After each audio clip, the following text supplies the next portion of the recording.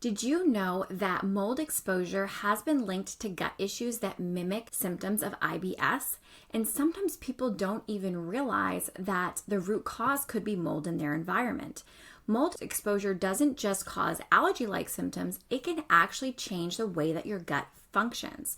Certain species of mold produce mycotoxins, which are toxic substances that were once studied as potential biological weapons because of how powerfully they can affect human health. If they're that toxic at high amounts, imagine what low-level daily exposure could be doing inside your body, especially in the gut. In today's video, we're diving into how mold makes us sick, how the gut is impacted, and 5 gut symptoms that could be caused by mold. So let's jump right in. Mold is a type of fungus that thrives in damp, humid environments. Think basements, bathrooms, around leaky pipes, and even in air conditioning systems. While some molds are relatively harmless, others release spores and mycotoxins into the air. And when you breathe them in or you ingest them through contaminated food, they don't just stop at your lungs. Your immune system sees mold and mycotoxins as invaders. This is going to spark inflammation and can overwhelm your detoxification pathways like your liver and your gut. And since your gut is central to nutrient absorption, immunity, and mood regulation, mold exposure can really throw things off balance. And mold is more than an environmental problem, it's a biological stressor that affects multiple systems in your body at once. The concern isn't just the mold that you see, but the invisible mycotoxins that they release. These toxins challenge the immune system, overwhelm your detox pathways, and can disrupt the gut microbiome. For people with a genetic susceptibility to mold or nutrient deficiencies, this mold exposure can build up faster. And since over 70% of your immune system resides in the gut, we often see that mold exposure can cause digestive symptoms first before other symptoms. Now that we understand how mold impacts the body, let's break it down into the 5 symptoms that you're most likely to notice. The first one is gas and bloating. So mycotoxins can directly alter the gut microbiome, disrupting the balance of good and bad bacteria, leading to what we would call dysbiosis. These changes can impair normal fermentation in digestive processes, leading to gas and bloating. Mycotoxins also compromise the gut lining by damaging cells and increasing inflammation. This can reduce the gut's ability to regulate fermentation and motility, leading to things like stagnation and gas accumulation. So next I'm going to explain 4 more symptoms, but first, I'm Katie Bailey. I'm a gut health dietitian at Oswald Digestive Clinic, where we help individuals improve and resolve their bothersome gut issues.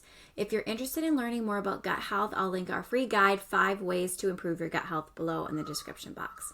All right, let's get started.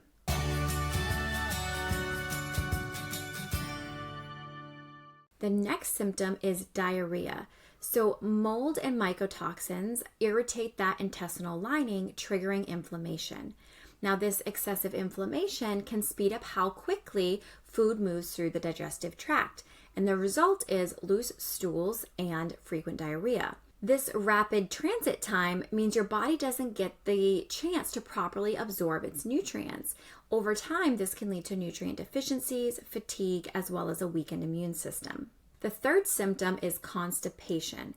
Interestingly, mold can also cause the opposite effect. So in some people, mycotoxins disrupt the gut-brain axis, so the communication between your nervous system and your digestive system. When this signaling slows down, peristalsis, which is that wave-like motion in your intestines that moves food down, that can become sluggish. Now, on top of that, chronic inflammation from mold can affect bile flow from the liver and the gallbladder, which makes stool harder and more difficult to pass.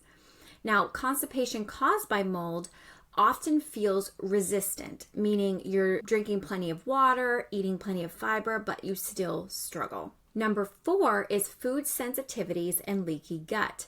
So one of the most damaging effects of mold on the gut is its ability to damage the gut lining. So normally your gut lining is a tight woven net that allows nutrients in but prevents harmful substances from getting into the bloodstream.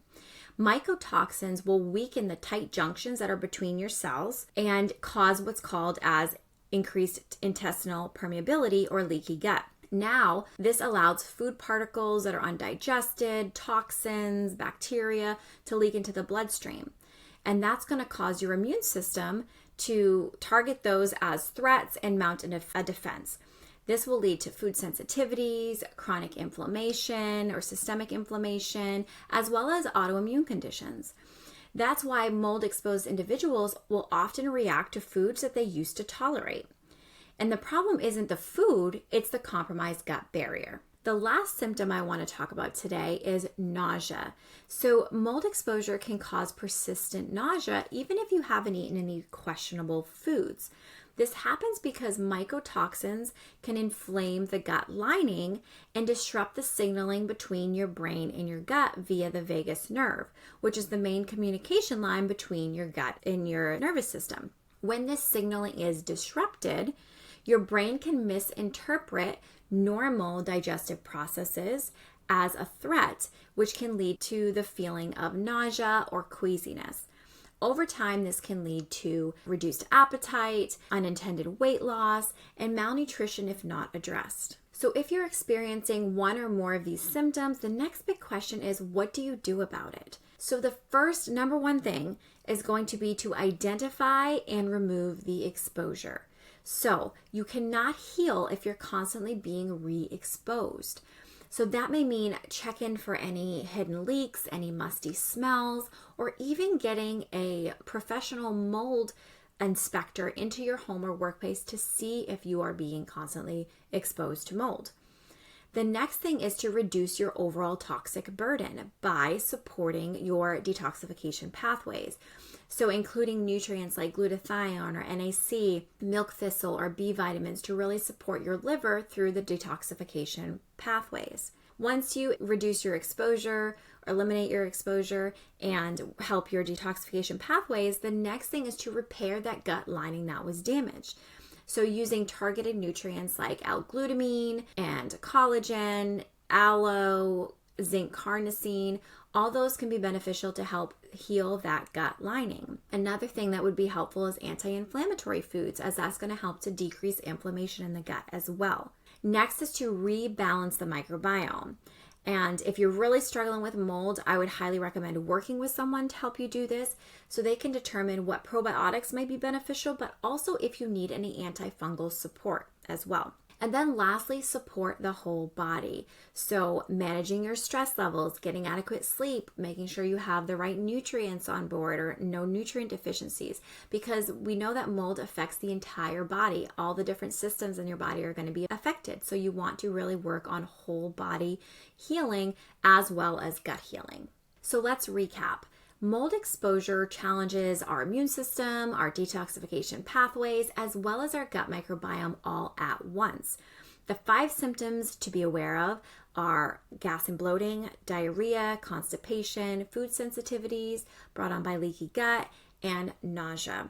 The solution isn't symptom relief, it's root cause resolution. So removing the exposure, supporting your detoxification pathways, healing the gut lining, rebalancing the gut microbiome, and supporting our whole body. Now, if you've been chasing digestive symptoms and finding no answers, consider this. It may not be what's on your plate, but maybe what's growing in your environment.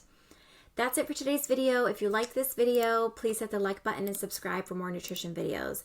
Let us know in the comments if you have any questions, and if you're interested in working with our clinic, you could click the link below to schedule an appointment. We do take insurance. You can find more information about that on our website. Thank you for watching. I'll see you next time. Bye.